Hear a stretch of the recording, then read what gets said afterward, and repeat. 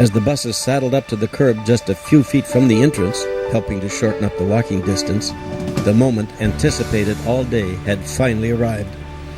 These ardent patriots would now be welcomed by their elected public servant, Congressman John Klein, himself a veteran of the Vietnam War.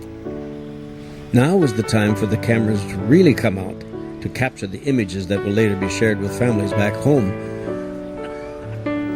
Moving into the memorial like a company of soldiers, they entered under the towering Pacific Arch to see the massive expanse of fountains and pillars unfold before their eyes.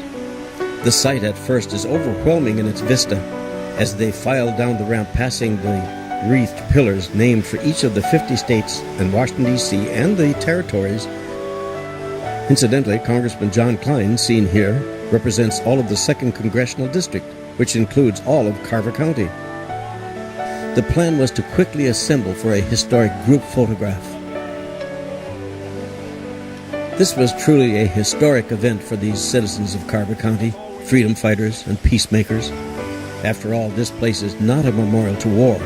Rather, it celebrates the unity of our nation during a conflict that engulfed the entire world and celebrates the peace that was restored by their many sacrifices.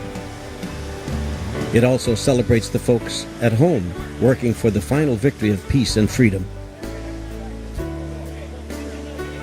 16 million men and women volunteered or were drafted, and everyone else at home was contributing to the success of the war.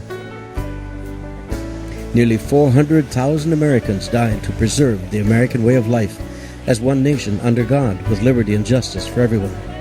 And yet for 60-plus years, there was no memorial to remember those sacrifices. But that now has changed. The memorial pays tribute to citizen soldiers who placed themselves in harm's way in the Atlantic and the Pacific and even under the oceans in submarines during the 4 years of continual engagement. So here, after 60 years of waiting, the World War II Memorial rests at a magnificent location on the National Mall, along with other great symbols of our constitutional republic. This was a day as bright as peace and as calm as liberty itself. 119 veterans, a grand gathering of old soldiers and sailors and airmen, Marines and Coast Guardmen, men and women, veterans all,